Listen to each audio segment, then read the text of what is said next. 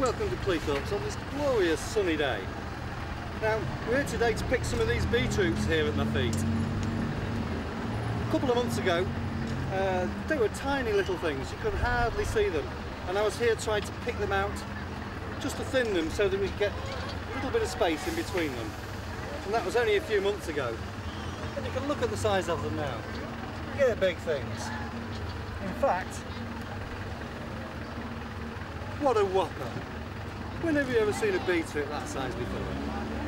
Now, it's a bit too big to cook as a beetroot. It'll be a bit tough and hard. They get a bit woody as they get older, but these leaves on the top here, we'll take these back and cook these with us. These will make a nice treat for tea.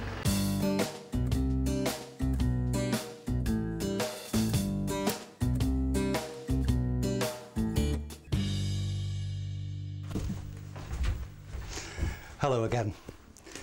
Beetroots. Now, do you eat beetroots soused in vinegar with your salad in the summer? I do, and I absolutely love it.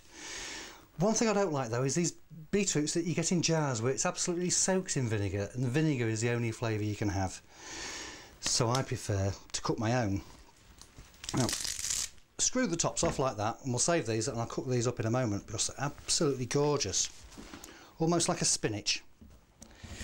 Now this is a big beetroot, this one, so I wouldn't normally cut them in half, but because of its size it's going to take us ages to cook it if we don't.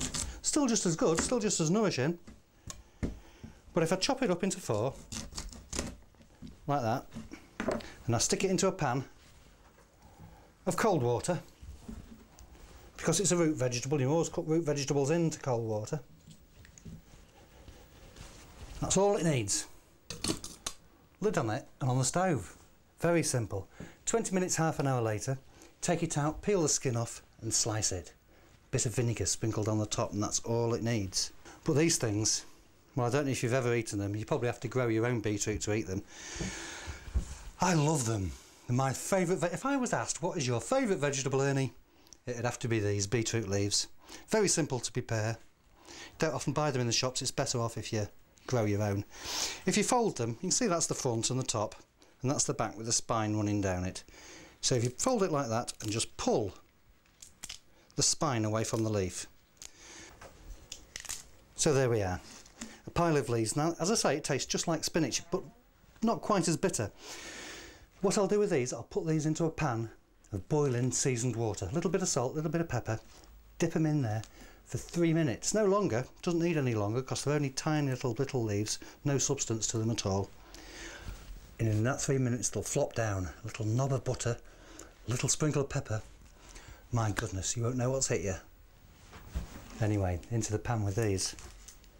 So that's the beetroot leaves cooked. They only take 3 minutes, as I say, it's very quick, very easy meal. Now I've got a jug here to put the stock into because vegetable stock, you can't buy it. You can't go to the shop and buy a bottle of vegetable stock. It's not like this. So, put the lid slightly at an angle and pour that lovely pink stock into there. Now this will get used next time I'm boiling some vegetables up or boiling some carrots up. I'll boil it up in this water, and I'll keep doing that until this is a nice thick stock what I can use in stews. Use it in soups, use it in gravy. It's not worth throwing this stuff away, this is very valuable. So, I've got my beetroot leaves in the pan, and very nice they look too, and steaming.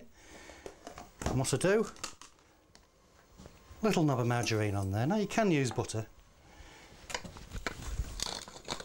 Little grind of pepper, not too much, because you don't want to take some of that flavour away.